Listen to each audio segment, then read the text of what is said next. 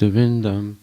Hare Krishna, Krishna Krishna, Hare Hare, Hare Rama, Rama Rama, Hare Hare. Srila Prabhupada ki jai. His Holiness Bhakti Charu Mahraj ki jai. Gaura Premanandi Haribol. So today in our morning Srimad Bhagavatam class, a very interesting and thought-provoking question was asked concerning Bhakti Charu Maharaj and his passing, as well as the issue of his body. The devotee asked me a question. He said that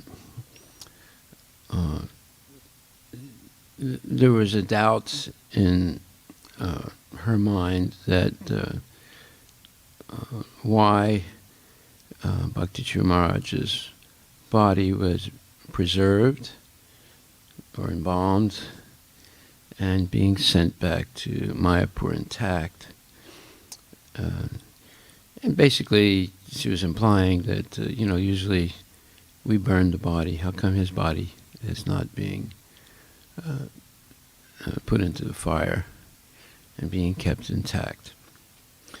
And that's a fair question, and I thought it was a very good question. And my answer to it was that the body of a pure devotee is not cremated, but is kept intact. And there's a reason why. So, first of all, we have to understand the life of Bhakti Charu Maharaj. He was very young when he joined the movement. And he very quickly was initiated first and second, and then not so long after that given sannyas initiation by Srila Prabhupada. And Srila Prabhupada told him that he should never get married, and that he should dedicate his whole life to serving Prabhupada and the mission of Lord Chaitanya, spreading Krishna consciousness. And for a young man of his age to take such a decision, it's very very wonderful.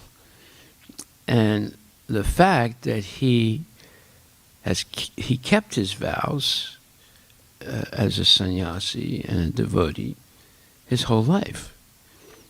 As it says, Mam chayo vibicharena bhakti yogena sevate sagunam samitityaitan brahmabhuyaya kalpate. That one who engages in devotional service and does not fall down under any circumstance, or in all circumstances unfailing, at once transcends the modes of material nature and thus comes to the level of Brahman. So the fact that Bhakti Charu was always maintaining his vows, strictly following Prabhupada's instructions, and very proactively and very successfully spreading Krishna consciousness and convincing many, many people to become Krishna conscious, all attests to the fact that he was a pure devotee and a transcendental devotee. As this verse says, Brahma Bhuyaya Kalpade, and comes to the level of Brahman. Now, if we look at this description at the end of the 14th chapter, it says, it says that right before, there's a very important verse, it explains the qualities of a pure devotee. Shri Bhagavan Uvacha, this is 14th chapter, 22nd and 25th verse. Prakasam cha parvatim cha moham eva napandava eva cha pandava nadvesti sampravatyani anivritani kanksati Udasina vadasino gunaryo na vichalyate gunavartanta iti evam yo vatistati nengate samaduka sukha swasta samalostrasma kanchana tulya priya priyo dhiras tulya nindatma samstuti manapamanayos tulyas tulyo mitrari pakshayo sarvaramba parityaji gunatita sa uchyate. So this is a wonderful series of verses as a result of a question that Arjuna asked Krishna. And this question was asked several times in Bhagavad-Gita, and at least 3 times, and every time it was answered by Krishna. Arjuna inquired, "O my dear Lord, by which symptoms is one known who is transcendental to these 3 modes? What is his behavior, and how does he transcend the mode of nature?" So, Krishna answers. The Supreme Personality of Godhead said, "O son of Pandu, he who does not hate illumination, attachment, and delusion when they are present, or long for them when they disappear, who is unwavering and undisturbed through all these reactions of the material qualities, remaining neutral and transcendental, knowing that the modes alone are active, who is situated in the self and regards alike happiness and distress, who looks upon a lump of earth, a stone, and a piece of gold with an equal eye, who is equal toward the desirable and the undesirable, who is steady, situated equally well in praise and blame, honor and dishonor, who treats alike both friend and enemy, and who has renounced all material activities. Such a person is said to have transcended the modes of nature." So, right after that, explains that one who never falls down under any unfailing in all circumstances, at once transcends the modes of material nature, and thus comes to the level of Brahman. So if we look at these 2 verses and understand the actual life of Bhakti Charu Maharaj and the recognition by Srila Prabhupada of the exceptional qualities of Bhakti Charu Maharaj, even when he was just a new devotee, we have to come to the conclusion that he was transcendentally situated, and as it says, Brahmabhuta prasanatma, na sochati na kanksati, samak sarve subhutesu, mad bhaktim labbate param. That's a description of Bhakti Charu Maharaj, in the sense he was not sochati, lamenting for things he's lost, or kanksati, desiring things that he wants, or hankering for things, meaning material things. And he was samak sarve subhutesu, equal and friendly to all living entities. Obviously, there's plenty of evidence that he was always very kind, very gentle, very loving with devotees, especially his very intimate god brothers in the GBC, as well as all devotees and all people that he met. He was always a perfect gentleman, always kind, always gentle, always loving and giving and generous. So, therefore, in the purport, Prabhupada says, Arjuna submitted 3 different questions, and the Lord answers them one after another. In these verses, Krishna first indicates that a person transcendently situated has no envy and does not hanker for anything. That means no material hankering. When a living entity stays in this material world, embodied by the material body, it is to be understood that he is under the control of one of the 3 modes of material nature. When he is actually out of the body, then he is out of the clutches of the material modes of nature. But as long as he is not out of the material body, he should be neutral. He should engage himself in the devotional service of the Lord so that his identity with the material body will automatically be forgotten. When one is conscious of the material body, he acts only for sense gratification. But when one transfers the consciousness to Krishna, sense gratification automatically stops. One does not need this material body, and he does not need to accept the dictations of the material body. The qualities of the material modes in the body will act, but as spirit soul, the self is aloof from such activities. How does he become aloof? He does not desire to enjoy the body, nor does he desire to get out of it. Thus, transcendently situated, the devotee becomes automatically free. He need not try to become free from the influence of the modes of material nature. Srila Prabhupada ki jai, Shri Radha Nila Madhava ki jai, Namah Om Vishnu Padaya, Krishna Prestaya Bhutali Srimati Bhakti Swami Namaste Saraswati Devi, Gauravani Vacharani Nirvisesa Sanyavali Paskati. So, this is a description, a very lucid and clear description of a transcendently situated person, even in this world, although normally, as long as one has a material body, one is influenced by the modes of material nature. However, it is possible to become aloof, transcendental to the modes of material nature, and that is by having this sense of neutrality while in the body. In other words, engaging oneself in devotional service to the Lord so that his identity with the material body will automatically be forgotten, and thus not be interested in sense gratification as the goal of life, but by transferring one's consciousness to Krishna, or in this case specifically, Srila Prabhupada and Krishna, Guru and Krishna. Therefore, sense gratification automatically stops.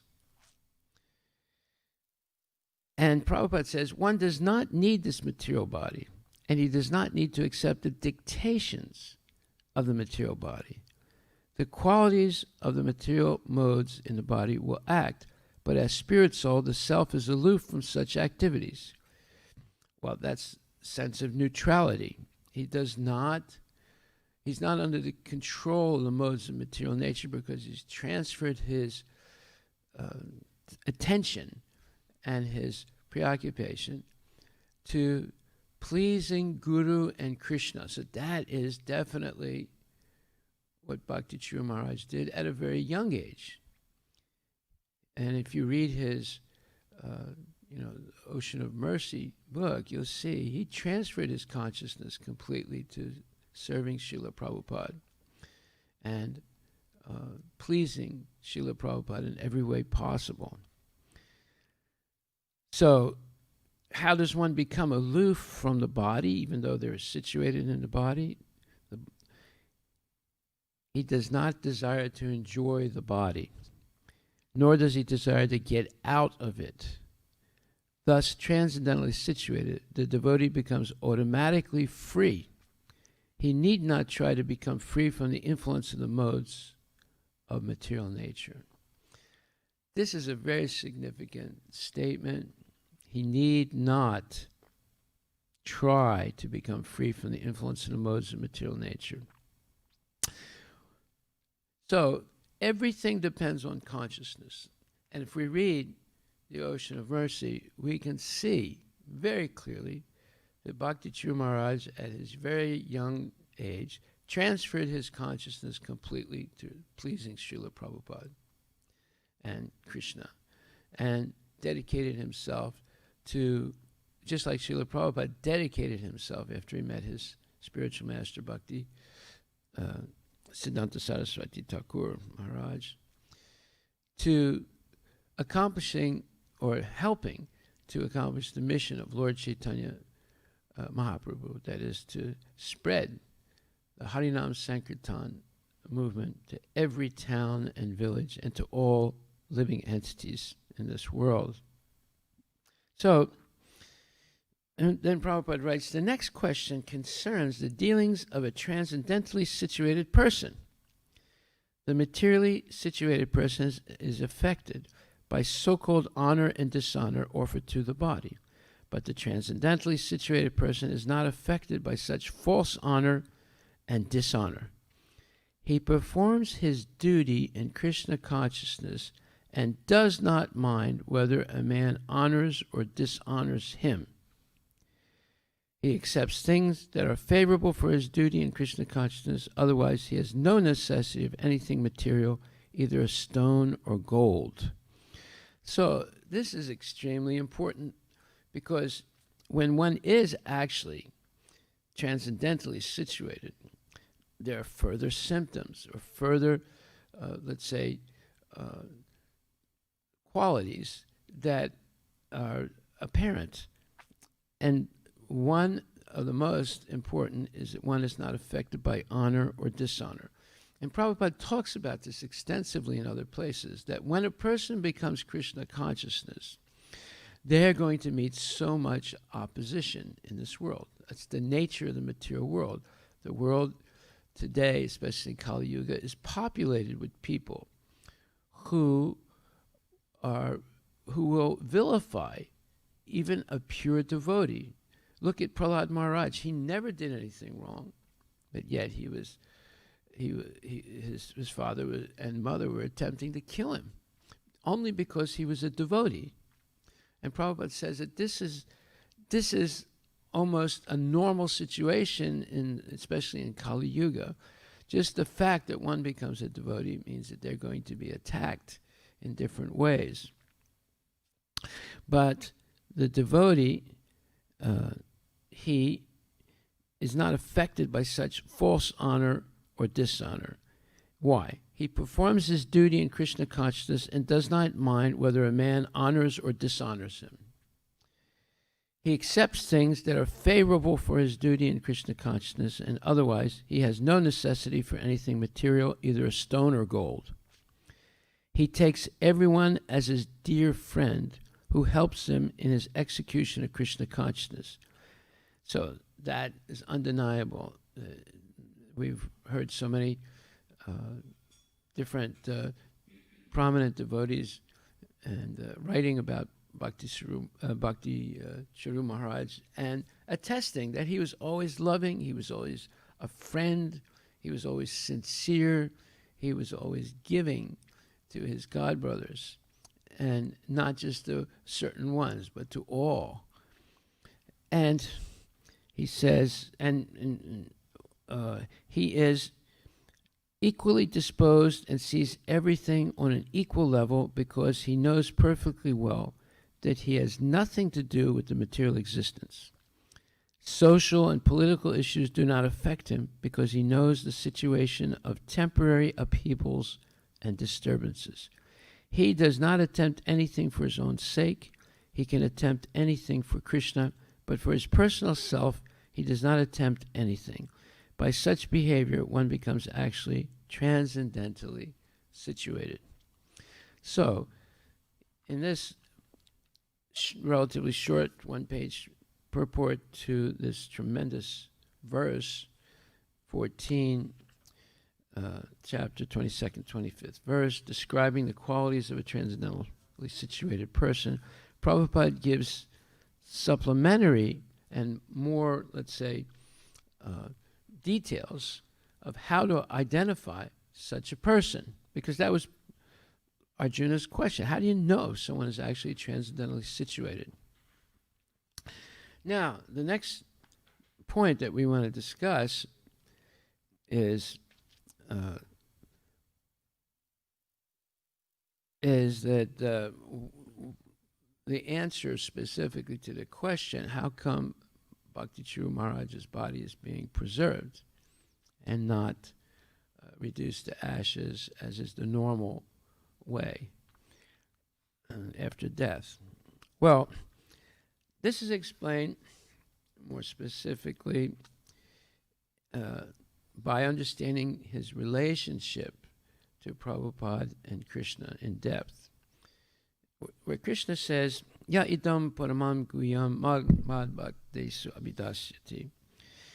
Bhaktim mai param kritva mam evaisasya samsaya. For one who explains this supreme secret to the devotees, pure devotional service is guaranteed. And at the end, he will come back to me. So this is Krishna stating very clearly that anyone who dedicates their life to explaining the Bhagavad Gita, which he describes as the supreme secret. Why does he say supreme secret? Why doesn't he just say Bhagavad Gita? Because already he's explained Rajavidya Rajaguyam Pavitram Idam Uttamam Pratyaksha Dharamam Susukam Kartam Avyayam. He says to Arjuna, Rajavidya, this Bhagavad Gita, is the king of all knowledge, Rajaguyam, and the most secret of all secrets. Pavitram idam uttamam, it is completely transcendental and pure above all trace of ignorance. And Pavitram idam uttamam, pratyaksha vagamam dharmam, because it gives direct perception of our eternal relationship with Krishna. Therefore, Pavitram idam uttamam, it is uttama, above all ignorance. And Pavitram idam uttamam, pratyaksha dharmam, it gives this direct perception of self-realization in relationship to Krishna, and relationship to the material world, and relationship to all living entities, etc. And then susakam kartam avyam, and it is happily performed. Well, Prabhupada explains the purport to 1868. Generally, it is advised that Bhagavad Gita be discussed amongst devotees only, for those who are not devotees will understand neither Krishna nor Bhagavad Gita. Those who do not accept Krishna as he is, and Bhagavad Gita as it is, should not try to explain Bhagavad Gita whimsically and become offenders. Bhagavad Gita should be explained to persons who are ready to accept Krishna as the Supreme Personality of Godhead. It is a subject matter for the devotees only, and not for philosophical speculators. Anyone, however, who tries sincerely to present Bhagavad Gita as it is, will advance in devotional activities and reach the pure devotional state of life. As a result of such pure devotion, he is sure to go back home, back to Godhead. So again, this is a description of Bhakti Charu Maharaj. Anyone, however, who tries sincerely to present Bhagavad Gita as it is, will advance in devotional service and reach the pure devotional state of life. This is what he did. His whole life he dedicated himself to not only translating Prabhupada's translation of Bhagavad Gita and purports. Bhakti Charu Maharaj spent a good deal of his life in deep meditation, translating Prabhupada's Bhagavad Gita and Srimad Bhagavatam and other books into the Bengali language. And he preached Bhagavad Gita throughout his whole life to devotees and also to non-devotees. So we're going to find out why he did that, where it says in this verse 1868 that one should preach or one should explain Bhagavad Gita to devotees, because non-devotees are not going to be able to understand it. So the next verse, 1869, says, Nacha tasman manusyesu kaschit me priyakritama bhavita nacha me tasmat anya priyataro bhuvi. There is no servant in this world more dear to me, Krishna says, than he, the person who explains Bhagavad Gita to devotees, nor will there ever be one more dear.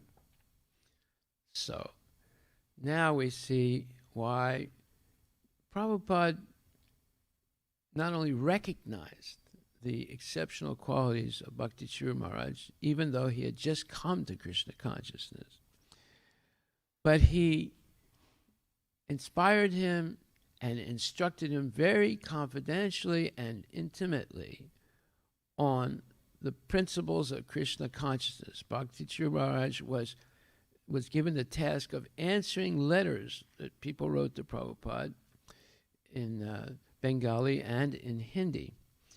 And Bhakti Charu Maharaj had to answer those letters on behalf of Prabhupada, but he would go over with every letter, word for word, and get corrections or clarifications of the points that he made from Prabhupada directly. So in other words, he was directly under the tutelage and careful and loving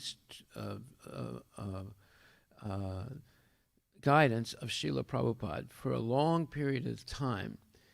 And obviously he was being trained by Prabhupada to understand correctly the philosophy of Bhagavad-Gita. So here we see that anyone who sincerely tries to present Bhagavad-Gita as it is will advance in devotional activities and reach the pure devotional state of life. As a result of such pure devotion, he is sure to go back home, back to Godhead. Well, the next verse, text 70, said, Adyestyate chaya imam dharmam samvadam avyayo jnanaya jnana tena aham istasyam itime mati. Krishna says, and I declare that he who studies the sacred conversation of ours, meaning Krishna and Arjuna's conversation, worships me by his intelligence. So Bhakti Charu Maharaj not only was studying Bhagavad Gita, but it was under the direct guidance of Srila Prabhupada, who was advising him, correcting him, giving him more clarifications, erasing any doubts he might have had about the right understanding of Bhagavad Gita. This proves his exceptional position as a devotee of Srila Prabhupada and Krishna, and his intelligence. He was worshipping Bhagavad Gita by his intelligence. Then the next verse says, Shadavam anasuyas cha shinuyad apiyo nara sopi mukta subalokan prapunuyate punya karmanam. And one who listens with faith and without envy becomes free from sinful reactions and attains to the auspicious planets where the pious dwell. Well, there's another exceptional qualification one must have in order to understand Bhagavad Gita and in order to understand the instructions of bona fide spiritual master, Srila Prabhupada. One must listen with faith and without envy. And thus one becomes free from sinful reactions.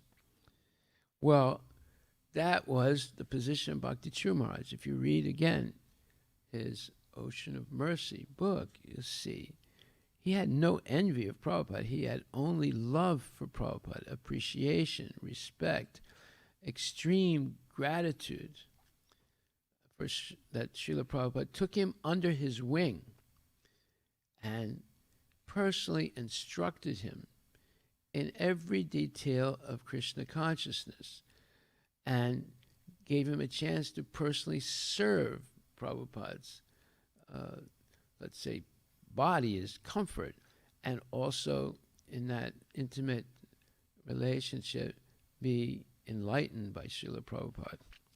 So the purport to this verse 1871 is extremely important because this explains why Bhakti Charu Maharaj and many other devotees, all sincere devotees in Iskcon, are willing to seemingly violate an instruction of Lord Krishna, but actually they're not violating it.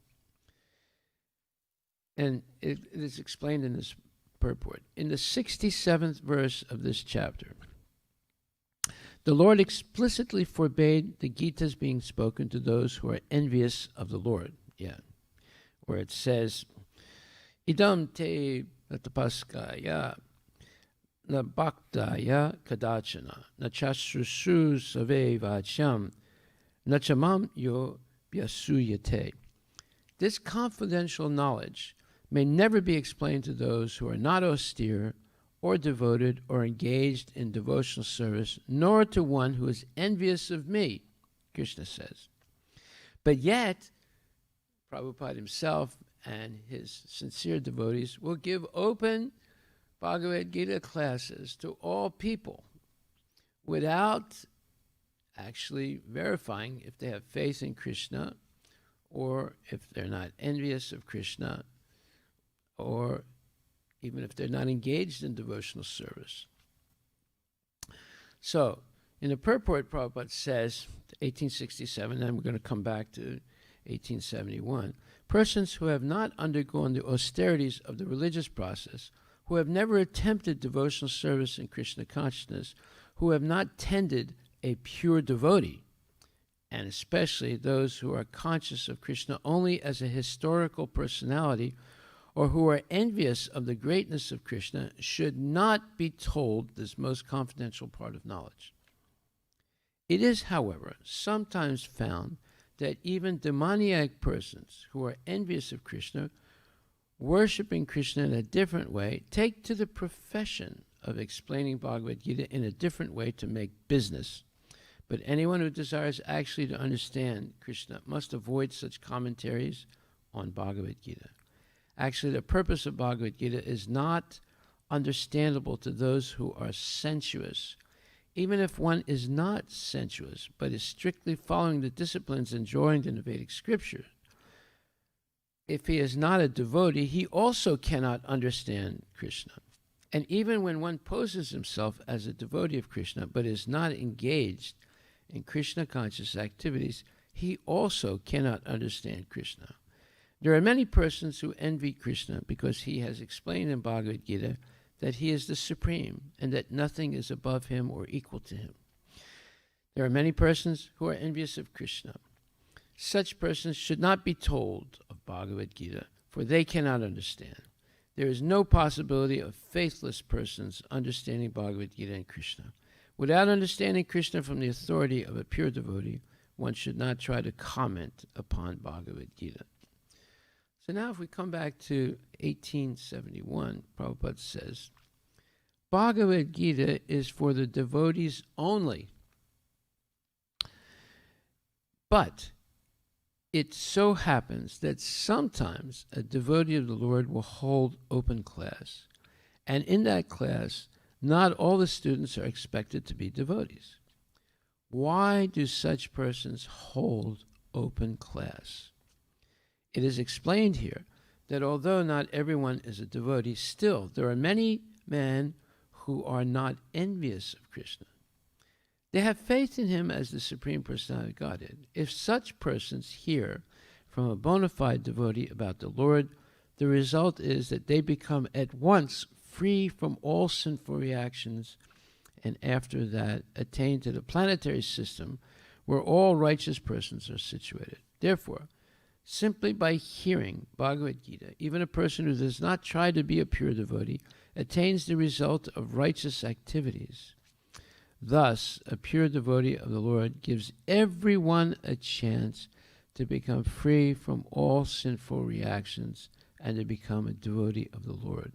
Well, this is the description of many devotees in Iskcon, or International Society for Krishna Consciousness, started by Srila Prabhupada, the founder Acharya.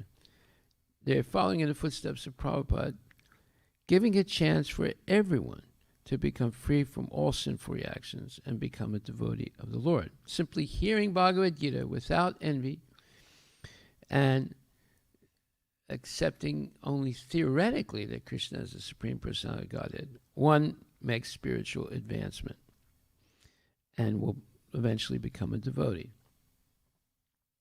Prabhupada continues, generally those who are free from sinful reactions, those who are righteous, very easily take to Krishna consciousness. The word punya karmanam is very significant here. This refers to the performance of great sacrifice, like the Asvamedha Yagya, mentioned in the Vedic literature. Those who are righteous in performing devotional service, but who are not pure, can attain the planetary system of the pole star, or Dhruvaloka, where Dhruva Maharaj is presiding. He is a great devotee of the Lord, and he has a special planet, which is called the pole star. Okay, so now, what is significant here is that Bhakti Charu Maharaj not only listened with faith, but he had absolute trust, and he was surrendered to completely Srila Prabhupada. Therefore, he became purified of all material contamination. And as Krishna tells Arjuna, have you heard this Bhagavad Gita with an attentive mind? And are your ignorance and illusions now dispelled? So, Krishna was acting as Arjuna's spiritual master, and therefore it was his duty to inquire from Arjuna whether he understood the whole Bhagavad Gita in its proper perspective. If not, the Lord was ready to re-explain any point or the whole Bhagavad Gita if so required.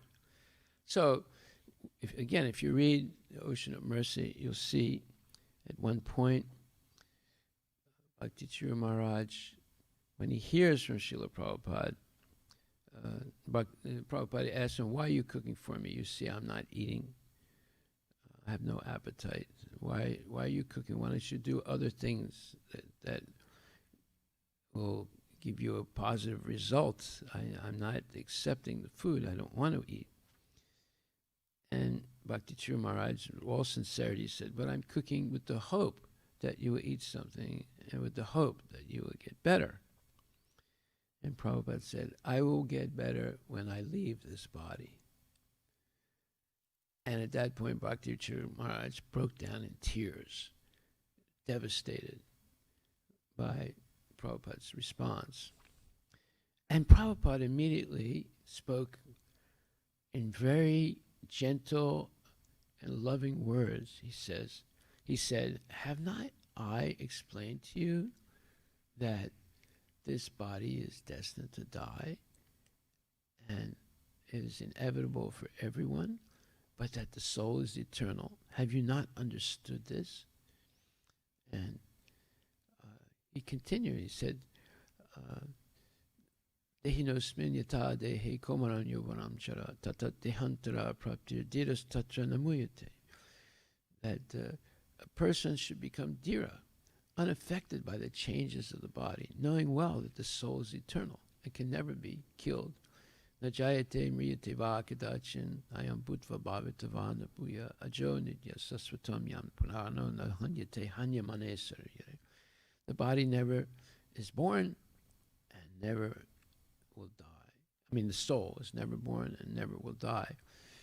So, Prabhupada was reaffirming all these fundamental instructions that Krishna gave Arjuna so that he would remain transcendental to the happiness and distress of the material world, with firm faith that one has an eternal soul that's part and parcel of Krishna, and thus has a constitutional, let's say, position as a servant of the Lord. And therefore this is the purpose of all life, is to always remain in that constitutional position as a servant of the Lord, with no material desires, but with the desire only to please Guru and Krishna. Yasya Devi Parabhaktir Yata Devi Tata Guru Tasyate Katita Hi Artak Prakasante Mahatmanaha. One who has implicit faith in Guru and Krishna and does not waver under any circumstance. And Krishna reveals the purport of all the Vedic literature to such a person. So we can see that at this crucial moment, when Prabhupada said, I will get better when I leave this body, Bhakti Charu Maharaj, out of his love and extreme dedication of Prabhupada, began to cry. But Prabhupada very gently, in a very fatherly, loving way, explained to him Have you not understood what I have taught you? And reminded Bhakti Charu Maharaj of the transcendental knowledge of the eternality of the soul and the eternal relationship with Guru and Krishna. That's something that cannot be broken. Now, what does Arjuna say at this point? He says, Nasta moha smritir labva tat prashadat mayuchita stitosmi gata sandeha karishya vachanam tava.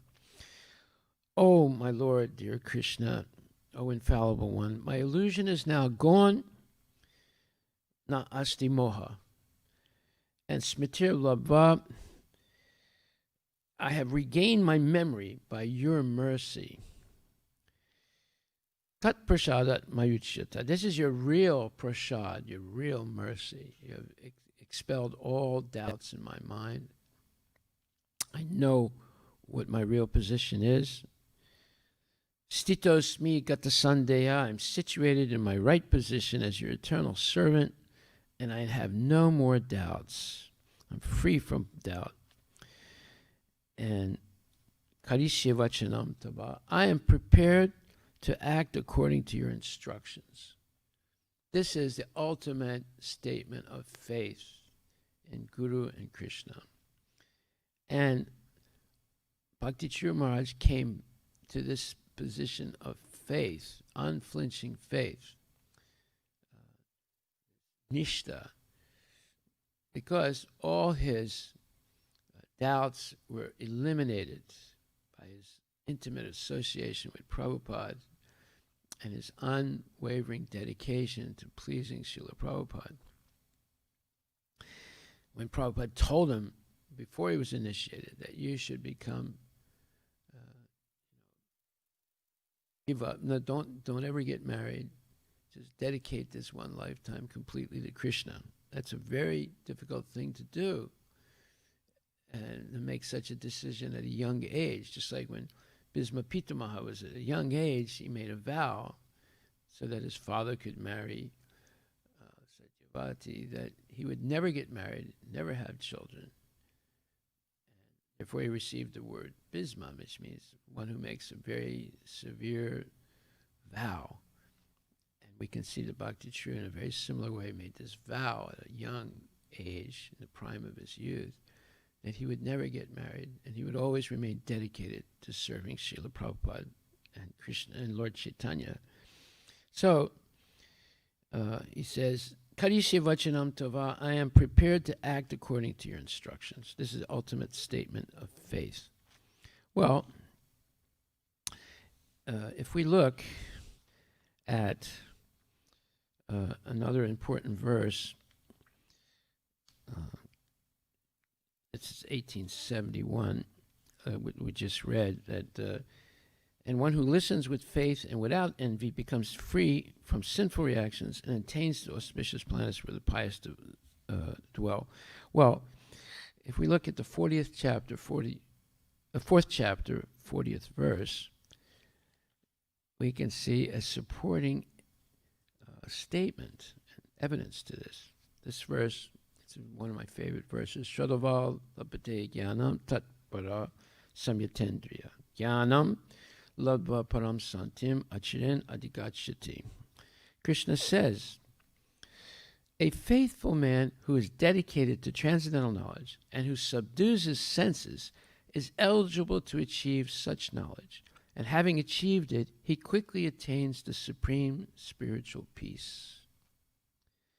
So, this is the formula of not only having faith, but also, and dedicating oneself to transcendental knowledge, but also subduing the senses.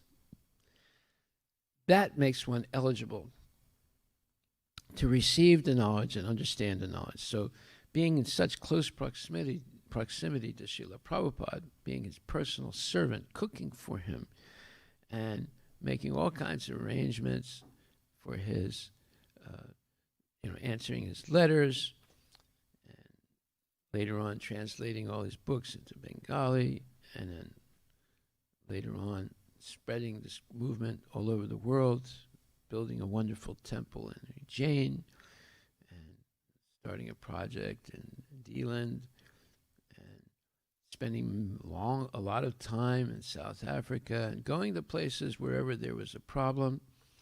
And also, I am eternally indebted to Maharaj. He helped me out when it looked like nobody was going to help me out. And he stuck his neck out to basically not only encourage me, but also instruct me in the importance of not giving up hope of on Iskcon or Krishna consciousness. So he was very instrumental in helping. He and Bhakti Charu Swami, two persons, very instrumental in helping me in my spiritual life. I can never really repay them. In the same way I can never really repay Srila Prabhupada for accepting me as his disciple. So it says here that not only one should have faith and dedicate oneself to transcendental knowledge, but one has to subdue the senses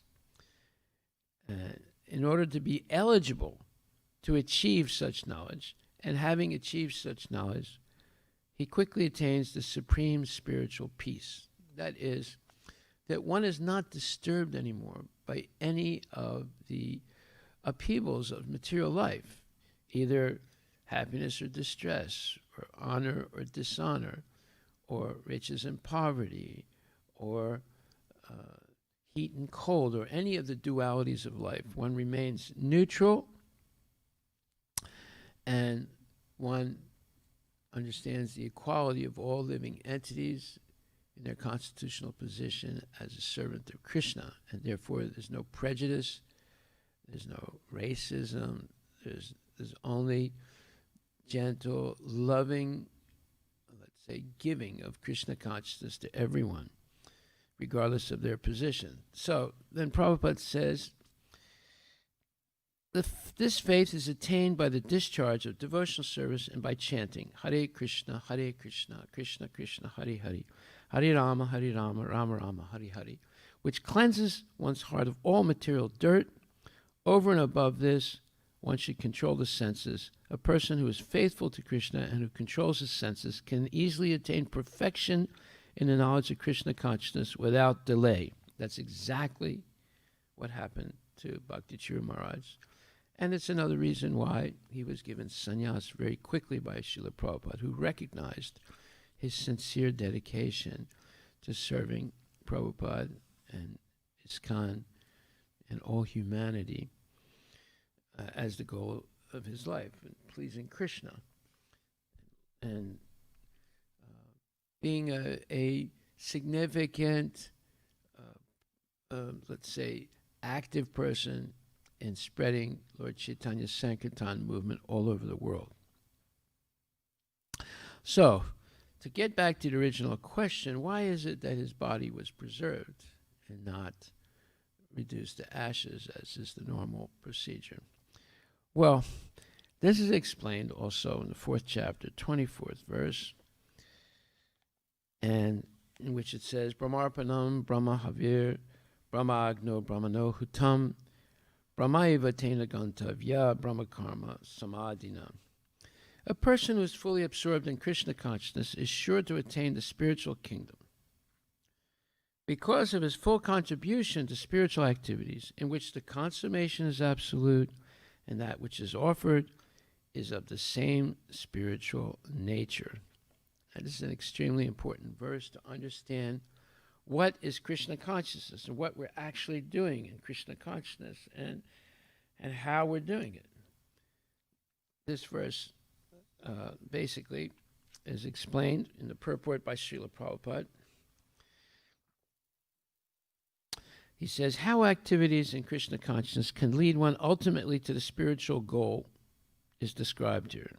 What is the spiritual goal? It's pleasing Krishna and always being conscious of the Lord in everything one does, and that is tantamount to being back to Godhead, whether in the material world or in the spiritual world. There are various activities in Krishna consciousness, and all of them will be described in the following verses. But for the present, just the principle of Krishna consciousness is described. A conditioned soul entangled in material contamination is sure to act in the material atmosphere, and yet he has to get out of such an environment. The process by which the conditioned soul can get out of material atmosphere is Krishna consciousness. For example, a patient who is suffering from a disorder of the bowels due to overindulgence in milk products is cured by another milk product, namely curds. The materially absorbed conditioned soul can be cured by Krishna consciousness as set forth here in the Gita. This process is generally known as yajna, or activities, sacrifices simply meant for the satisfaction of Vishnu or Krishna. The more the activities in the material world are performed in Krishna consciousness or for Vishnu only, the more the atmosphere becomes spiritualized by complete absorption. The word Brahma or Brahman means spiritual. The Lord is spiritual, and the rays of his transcendental body are called Brahma Jyoti, his spiritual effulgence. Everything that exists is situated in that Brahma Jyoti, but when the Jyoti is covered by illusion, Maya, or sense gratification, it is called material. This material veil can be removed at once by Krishna consciousness. Thus, the offering for the sake of Krishna consciousness, the consuming agent of such an offering or contribution, the process of consumption, the contributor, and the result are all combined together Brahman, or the Absolute Truth. The Absolute Truth, covered by Maya, is called matter. Matter, dovetailed for the cause of the Absolute Truth, regains its spiritual quality. That's the point. Krishna consciousness is the process of converting the illusory consciousness into Brahman, or the Supreme. When the mind is fully absorbed in Krishna consciousness, it's said to be in samadhi, or yajna, or trance. Anything done in such transcendental consciousness is called yajna, or sacrifice for the Absolute. In that condition of spiritual consciousness, the contributor, the contribution, the consumption, the performer or leader of the performance, and the result or ultimate gain, everything becomes one in the Absolute, the Supreme Brahman. That is the method of Krishna consciousness. So I explained to this sincere devotee who asked this very important question that the body of a pure devotee is not reduced to ashes. Why? Because matter dovetailed for the cause of the Absolute Truth regains its spiritual quality. That is, that the body of a pure devotee who is transcendental to the modes of material nature is completely spiritual. It's no longer material, because matter is also spiritual when it's dovetailed to the service of Krishna. And the entire body of Bhakti Charu Mahraj was dovetailed to the service of Krishna under the direct guidance of Srila Prabhupada and Vaishnava Acharyas, and therefore, as a pure devotee, his body is not burnt to ashes. This is a very important point to understand. The question that this very sincere devotee asked me was a significant question, and the answer is definitely required to be heard by all the devotees, so there's no doubt in their minds. Bhakti Charu Maharaj's body was completely spiritual. It was not subject to the normal process, because everything he did, every bone in his body, every cell in his body was dedicated to pleasing Prabhupada and Krishna. Prabhupada says, this is the method of Krishna consciousness. Srila Prabhupada ki jai, Nitai Gaura Premanandi, Haribol, and all glories to His Holiness Bhakti Charu Maharaj. And we know for sure that he is with Prabhupada now. There's no doubt about it. Thank you. All glories to Prabhupada.